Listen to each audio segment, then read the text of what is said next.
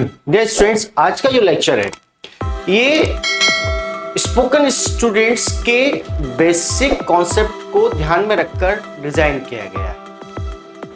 आमतौर पर स्टूडेंट्स और खासकर मैं अगर स्पोकन इंग्लिश के स्टूडेंट्स की बात करूं तो उनके साथ एक जो सबसे बड़ा प्रॉब्लम आता है वो कि इंग्लिश स्पीकिंग में शुरुआत कहां से होनी चाहिए।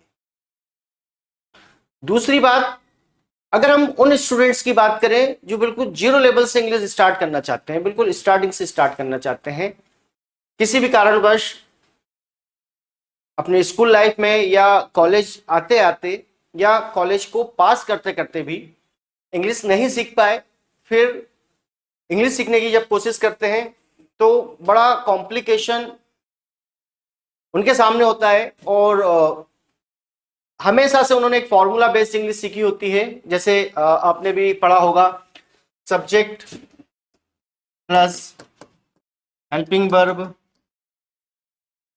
Plus main verb and object. ये सभी ने लगभग पढ़ा होता है, बट प्रॉब्लम यहां पर सेम यही बनी होती है कि इसको पढ़ने के बावजूद भी हम इंग्लिश नहीं बोल पाते हैं, बल्कि मुझे ये कहना होगा कि इसको पढ़ने के बाद तो इंग्लिश स्पीकिंग पॉसिबल ही नहीं है।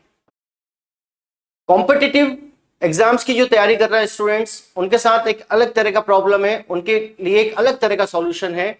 उन्हें पता होता है कि उनकी इंग्लिश शुरू होती है पार्ट्स ऑफ स्पीच से और वो वहीं से उसकी तैयारी भी शुरू करते हैं, वहीं से इंग्लिश पढ़ना शुरू करते हैं, पढ़ाने वाले भी वहीं से इंग्लिश पढ़ाना शुरू करते हैं। हम भी जब कॉम्पिटिटिव एग्जाम्स की इंग्लिश पढ़ाते हैं या टिपिकल ग्रामर, डीप ग्रामर जब पढ़ाते हैं तो हम स्टार्ट करते हैं पार्ट्स ऑफ स्पीच से।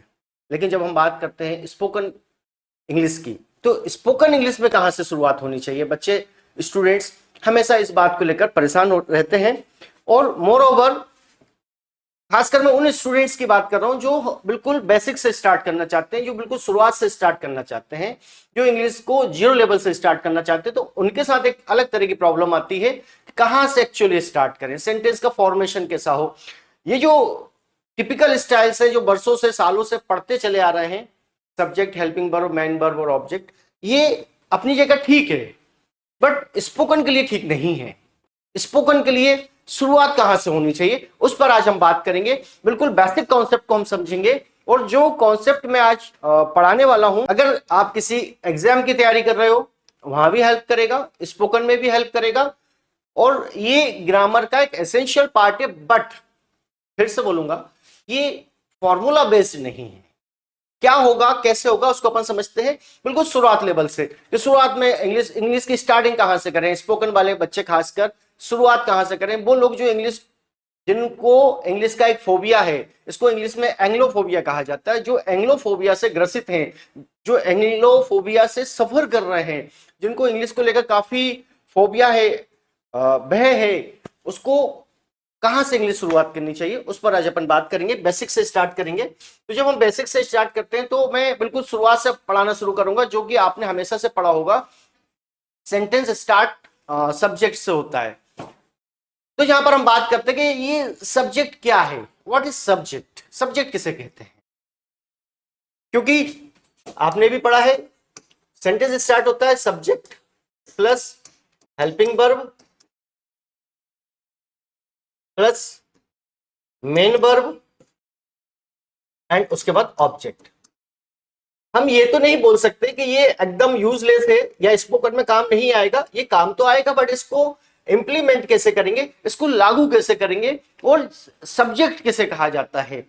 यहां पर रिपीट करूंगा, हम किसी भी तरह की कोई भी टिपिकल परिभाषा में नहीं जाएंगे। बहुत सिंपल सी बात है, जिससे सेंटेंस शुरू हो उसको सब्जेक्ट कहा जाता है, जिससे भी सेंटेंस शुरू हो उसको सब्जेक्ट कहा जाता है, जिससे वाक्य स्टार्ट हो उसको सब्जेक्ट कहा जाता है। बाकी इसके अलावा आपको इंग्लिश में सब्जेक्ट की कोई परिभाषा पढ़ने की आवश्यकता नहीं है। कोई भी बड़ी बड़ी परिभाषाएं, कोई भी ग्रामेटिकली परिभाषाएं पढ़ने की जरूरत ही नहीं है। सिंपल सी बात है, जिससे सेंटेंस स्टार्ट होता है, जो वाक्य में पहले नंबर पर आता है, जब आप बोलना शुरू करते हो जिसको सबसे पहले बोलते हैं वही सब्जेक्ट होगा। जैसे मैंने कहा कि चाय गर्म है, अब सेंटेंस स्टार्ट हो रहा है चाय यानी कि टी, हिंदी में चाय, इंग्लिश में टी, तो सब्जेक्ट किसे कहेंगे हम? सब्जेक्ट कहेंगे टी को या चाय को।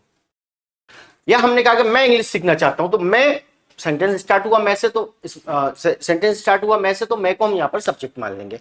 किसी भी जरूरी नहीं है कि यहाँ पर सब्जेक्ट के नाम पर हम I you we they he she any name singular plural की बात करें। व्हाटएवर जो भी आपके सेंटेंस में सबसे पहले आ जाए उसको ही सब्जेक्ट कहा जाएगा। जो भी सेंटेंस में सबसे पहले आ जाएगा उसको ही सब्जेक्ट कहा जाएगा। फिर भी जिनसे आमतौर पर हम लोग सेंटेंसेस बनाते आए हैं उसको अपन थोड़ा सा डिटेल में समझ लेते हैं। आई मीन्स, आई का मीन्स मैं, मेरे या मुझे भी हो सकता है। सिर्फ मैं हूं ऐसा जरूरी नहीं है, मेरे भी होता है, कभी कभी मुझे भी होता है। मैंने सेंटेंस कहा कि भाई मुझे प्रॉब्लम है, अब यहां पर मैंने ये नहीं कहा कि मैं प्रॉब्लम है, मैंने कहा मुझे प्रॉब्लम है। एक और चीज जिस पर मैं सबसे ज्यादा हमेशा से जोर देता रहा हूं कि हमें इंग्लिश में जब हम मैं हमेशा से जोर देता रहा हूं कि जब भी हम इंग्लिश बोलते हैं और उसका जब हम हिंदी वर्जन करें तो हम किसी भी तरह की टिपिकल हिंदी या बनावटी हिंदी का वर्जन नहीं लाएंगे। हम बिल्कुल ऑर्डिनरी लेवल पर, जैसे नॉर्मल लेवल पर रूटीन में हिंदी बोलते हैं उसी का प्रयोग करेंगे। जैसे कहा कि मुझे प्रॉब्लम है, तो मुझे प्रॉब्लम है तो यहां पर मैंने आई मुझे के लिए यूज किया ना, या मुझे के लिए मैं आई यूज करूंगा ना, तो यहां पर हम सिंपली आई मतलब होता है मैं, मेरे या मुझे। यू आप, आपके, आपको, तुम, तुम्हें, तुम्हारे। यू आप भी बोलते हैं और तुम भी बोलते हैं। आप, आपके, आपको, तुम, तुम्हें, तुम्हारे, हम, वी, हम, हमें, हमारे, दे, वे, उन्हें, उनके। प्लूरल के लिए यूज किया गया है, बहुवचन के लिए इसको यूज किया गया है। जब एक से ज्यादा होते हैं तो उसे हम वे यानी कि इंग्लिश में दे से हम बोलते हैं। ही मेल के लिए होता है, वह, उसे, उसके। शी वह, उसे, उसके सेम है, बट अंतर इतना सा है, ही मेल के लिए होता है, शी फीमेल के लिए होता है, और इट भी वह, उसे और उसके होता है। बट अभी इट को किस लिए यूज किया जाता है, किस सेंस में यूज किया जाता है, ये ये प्रोनाउन है। नॉन लिविंग के लिए हम इट का यूज करते हैं। वेदर यानी कि मौसम के जब भी सेंटेंसेस बनाते हैं तो हम इट का यूज करते हैं। अननोन जेंडर, जब आपको ये नहीं मालूम कि सब्जेक्ट यानी कि काम करने वाला मेल है या फीमेल है तो उसके लिए इट का यूज करेंगे। इसके लिए मैं एक अलग से क्लास लूंगा, आज की क्लास में हम इसको डिटेल में डिस्कस नहीं करेंगे, अदरवाइज जो हमारा दूसरा कॉन्सेप्ट है वो रह जाएगा। सबसे पहले हमने वर्ब सब्जेक्ट समझ लिया, जिससे सेंटेंस स्टार्ट होता है उसको सब्जेक्ट कहा जाता है। बात खत्म हो गई, इसमें ज्यादा कुछ भी कॉम्प्लिकेटेड या टिपिकल बनाने जैसा है ही नहीं, बहुत सिंपल। जिससे सेंटेंस स्टार्ट हो रहा है उसको सब्जेक्ट कहा जा रहा है, बात खत्म हो गई। अब हम आ जाते हैं वर्ब। वर्ब किसे कहा जाता है? टिपिकल हिंदी में, डीप हिंदी में क्रिया नाम से आपने सुना होगा, बट यूजुअली हम लोग इतनी गाढ़ी हिंदी यूज नहीं करते, इतनी टिपिकल हिंदी यूज हम लोग स्पोकन हिंदी में भी नहीं करते।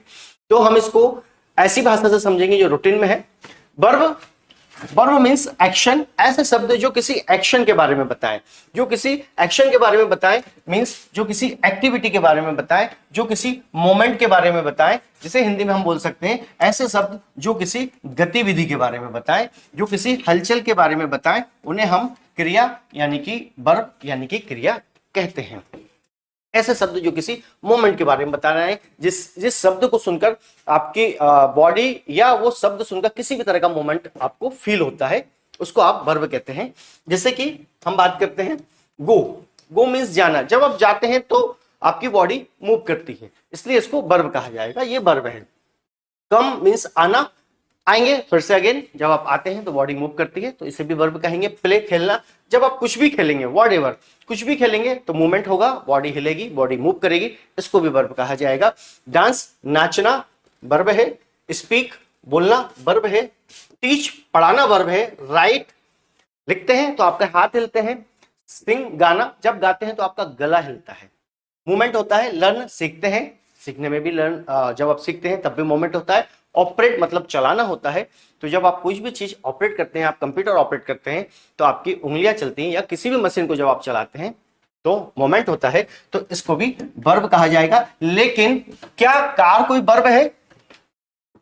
कार में कोई मोमेंट है? कुछ स्टूडेंट्स कहेंगे हाँ सर कार चलती है। कार नहीं चलती, कार तो खड़ी रहेगी। कार को चलाने के लिए हमें एक वर्ड यूज करना होगा, उसको कहते हैं हम ड्राइव। तो ड्राइव वर्ब होगा, कार वर्ब नहीं होगा। क्या चेयर वर्ब होगा? नहीं, चेयर वर्ब नहीं होगा। चेयर एक सामान है, एक वस्तु है। अब हम इस पर कभी और बात करेंगे कि ये नाउन है या कुछ और है। आज जिसकी हम बात कर रहे हैं वो वर्ब है। कंप्यूटर क्या वर्ब है? कंप्यूटर रखा रहेगा, कंप्यूटर अपने आप नहीं चलेगा, तो ये वर्ब नहीं है। टेलीविजन यानी कि टीवी भी वर्ब नहीं है। सिटी यानी कि शहर, ये भी वर्ब नहीं है। स्कूल एक जगह का नाम है, ये भी वर्ब नहीं है। टेबल भी वर्ब नहीं है। मैंगो भी वर्ब नहीं है। ऐसे वर्ड जो किसी एक्शन के बारे में बताएं, जो किसी एक्टिविटी के बारे में बताएं, जो किसी गतिविधि के बारे में बताएं, जो किसी एक्शन के बारे में बताएं, जो किसी एक्टिविटी के बारे में बताएं, जो किसी मोमेंट के बारे में बताएं, मूवमेंट के बारे में बताएं, जो किसी मूवमेंट के बारे में बताएं, गतिविधि, हलचल या क्रिया के बारे में बताएं, उन शब्दों को हम वर्ब कहते हैं। तो वर्ब के एग्जाम्पल्स हमने देखे, ऐसे बहुत सारे एग्जाम्पल्स हैं। अब हम बात करते हैं कि सेंटेंस में वर्ब का यूज क्या है, सेंटेंस में वर्ब किस तरह से यूज किया जाता है, सेंटेंस में वर्ब का रोल क्या होता है। बहुत सिंपल सी एक बात समझ लीजिए। सेंटेंस बनाने के लिए शुरुआत तो आपने देखी ली कि सेंटेंस जब हम शुरू करते हैं तो जिससे सेंटेंस शुरू करते हैं वो तो सब्जेक्ट हो गया, लेकिन सब्जेक्ट के जस्ट बाद हमें वर्ब लगाना होगा। क्या इंग्लिश में कोई भी सेंटेंस बिना वर्ब के बन सकता है? तो मेरा जवाब है नहीं, बिना वर्ब के कोई भी सेंटेंस नहीं बन सकता। तो सेंटेंस बनाने के लिए वर्ब लगाना ही होगा। आपको नहीं पता है तो मैं बता देता हूं। हर वर्ब की फर्स्ट फॉर्म होती है, सेकंड फॉर्म होती है, थर्ड फॉर्म होती है, आईएनजी फॉर्म होती है और सिंगुलर फॉर्म भी होती है। इसके लिए हमारी एक हम अलग से क्लास लेंगे, उनमें हम इन फॉर्म्स को आपको टीच करेंगे, पढ़ाएंगे। लेकिन अभी हमें यह समझना है कि वर्ब का सेंटेंस में रोल क्या होता है। रिपीट कर रहा हूं, हर वर्ब की फर्स्ट फॉर्म होती है, सेकंड फॉर्म होती है, थर्ड फॉर्म होती है और आईएनजी फॉर्म होती है। सेंटेंस में, किसी भी सेंटेंस में बिना वर्ब के तो सेंटेंस होता ही नहीं है। और एक रूल वो समझ लीजिए, किसी भी सेंटेंस में एक बार जब वर्ब आती है फर्स्ट फॉर्म के साथ, तो दूसरी बार वर्ब की फर्स्ट फॉर्म सेंटेंस में नहीं आ सकती। इसको विशेष रूप से आपको समझना होगा। ऐसा कभी भी नहीं हो सकता कि एक बार वर्ब की फर्स्ट फॉर्म आ जाए और इंग्लिश में दो बार वर्ब की, दूसरी बार फिर से वर्ब की फर्स्ट फॉर्म आ जाए। एक बार वर्ब आने के बाद दूसरी बार नहीं आती।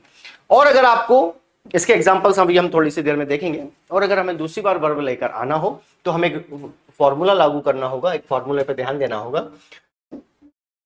वर्ब की फर्स्ट फॉर्म के बाद हम बीच में क्या लगाएंगे? टू लगाएंगे।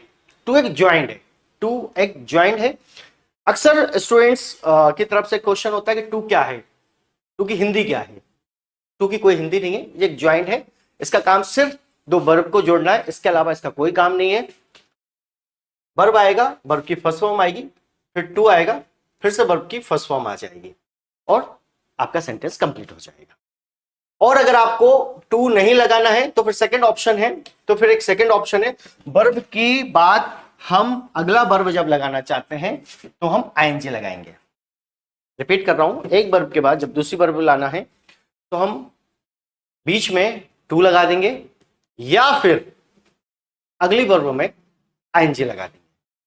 बहुत बार जो हिंदी मीडियम के स्टूडेंट्स होते हैं, जो हिंदी से ट्रांसलेट करके इंग्लिश सीखते हैं, उनको ऐसा सिखाया जाता है आईएनजी लगाने से कंटिन्यू फॉर्म हो जाती है, रहा रही रहे हो जाते हैं, जबकि ऐसा कुछ भी नहीं है, ऐसा नहीं होता। वो एक अलग कॉन्सेप्ट है, उस पर अलग से बात करेंगे। लेकिन यहां पर समझना यह है कि अगर एक बार वर्ब आ जाती है और दूसरी बार फिर से हमें वर्ब लाना है, या तो हम टू लगाएंगे या तो फिर हम आईएनजी लगाएंगे। अब यहां पर एक नया कंफ्यूजन आपको हो सकता है कि या तो टू लगाएंगे और या तो आईएनजी लगाएंगे, तो टू कब लगाएंगे, आईएनजी कब लगाएंगे, इस पर हम बात करेंगे। टू वाला फॉर्मूला भी लागू कर सकते हैं कि टू लगाकर वर्ब की फर्स्ट फॉर्म लगा दें, और सेकंड वाला फॉर्मूला भी लगा सकते हैं कि विदाउट टू आईएनजी फॉर्म लगा दें।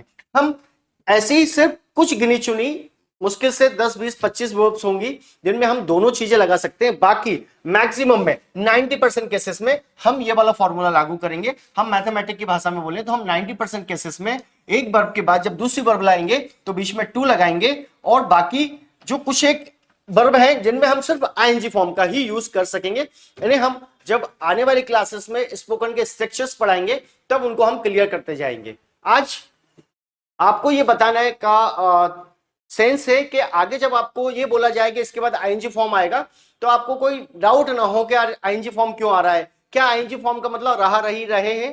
तो मैंने अभी थोड़ी सी देर पहले बताया कि ऐसा कुछ भी नहीं है। आईएनजी का मतलब रहा, रही, रहे, हमेशा हो, बिल्कुल नहीं है। कभी कभी जब हम टेंस पढ़ेंगे तब हम इस फॉर्मूले में देखेंगे ऐसा होगा, लेकिन ऐसा होगा आमतौर पर नहीं। जैसे अब हम कुछ एग्जांपल देखें। एक लाइक एक ऐसा वर्ड है, लाइक एक ऐसा वर्ब है जिसके बाद हम दोनों फॉर्म को यूज कर सकते हैं। ऐसे कुछ एक वर्ब्स होते हैं, उन कुछ वर्ब्स को आज हम देखेंगे। कुछ गिने चुने होंगे, उसको समझने के लिए, उसको एग्जांपल्स के लिए हम लोग देखेंगे कि आई लाइक इंडियन कल्चर। यहां पर ध्यान देंगे कि मुझे भारतीय कल्चर पसंद है, तो मैंने कहा I like Indian culture. Indian culture क्या वर्ब है? नहीं, इंडियन कल्चर वर्ब नहीं है, लाइक वर्ब है।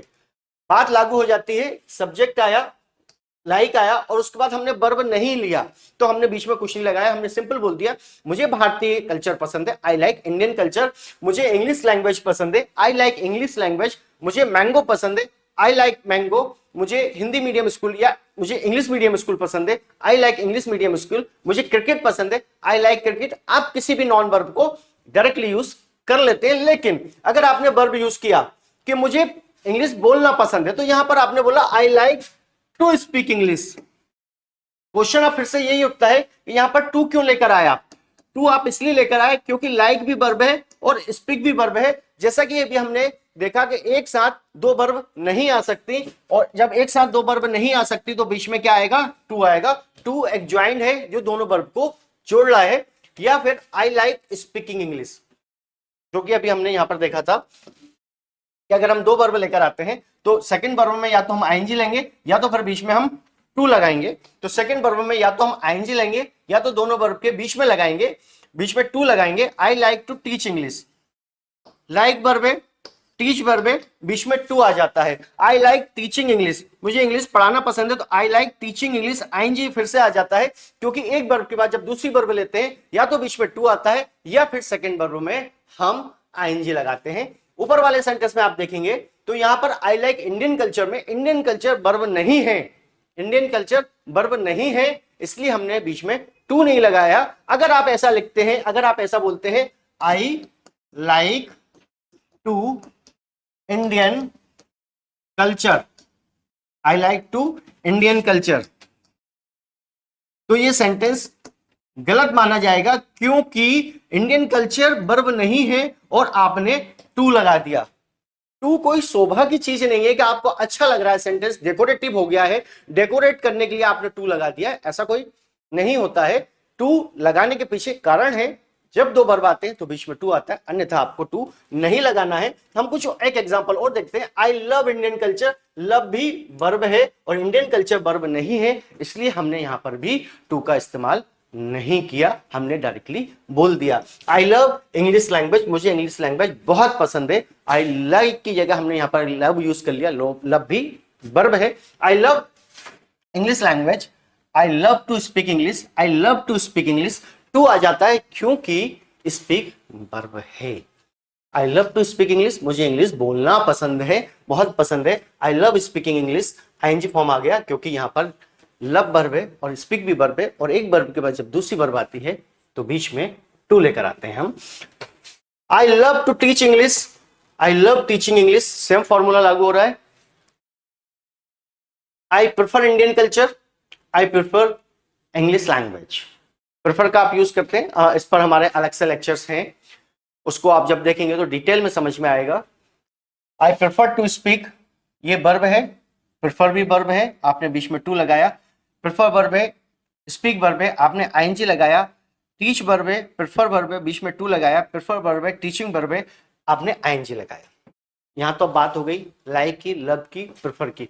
ऐसे कुछ और भी वर्ब्स होते हैं, ऐसे कुछ और भी वर्ब्स होते हैं जिनमें दोनों फॉर्मूला लागू हो जाते हैं, जिनमें दोनों फॉर्मूला लागू हो जाते हैं। इससे मतलब है मेरा, जिनमें आप टू फॉर्म भी यूज कर सकते हैं और आईएनजी फॉर्म भी यूज कर सकते हैं, बट ये सारे वर्ब्स के साथ नहीं होता।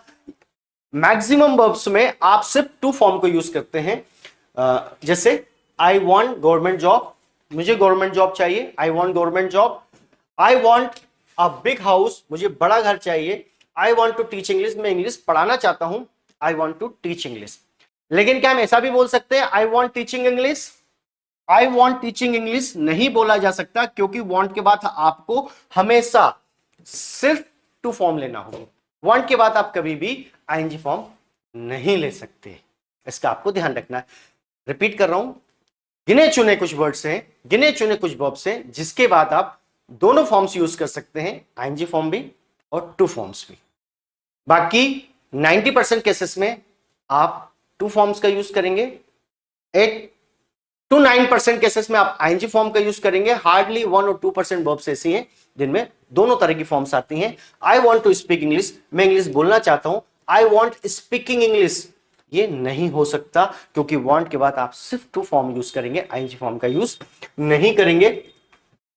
ये एक बहुत महत्वपूर्ण चैप्टर है। आगे के जितने भी चैप्टर हम पढ़ेंगे, आगे जब भी आप इंग्लिश स्पीकिंग की बात करेंगे, तब ये जो टू वाली जो प्रॉब्लम है ये अब आपकी हमेशा के लिए खत्म हो जाएगी। अक्सर यहां पर एक हमेशा से प्रॉब्लम बना रहा है कि टू का मीनिंग क्या है, टू की हिंदी क्या है, टू कब लगता है। तो टू कब लगता है, जब दो वर्ब आ जाती है तब टू लगता है। और आपको इस बात पर विशेष ध्यान रखना है कि जब टू आ जाएगा तो आपको उसके बाद वर्ब की फर्स्ट फॉर्म का यूज करना है। हमने यहां पर आज इंग्लिश के बेसिक्स में, इंग्लिश के जीरो लेवल में ये देखा कि किस तरह से वर्ब होती हैं, वर्ब के मीनिंग क्या होते हैं और किस तरह से वर्ब का यूज किया जाता है। और आई होप और मुझे उम्मीद है कि आज का लेक्चर जब आप रिपीट कर करके देखेंगे तो आपको ये बेसिक कॉन्सेप्ट हमेशा के लिए क्लियर हो जाएगा। और आज का लेक्चर उन स्टूडेंट्स के लिए हद से ज्यादा हेल्पफुल होगा जो बिल्कुल बेसिक लेवल से इंग्लिश स्टार्ट करना चाहते हैं।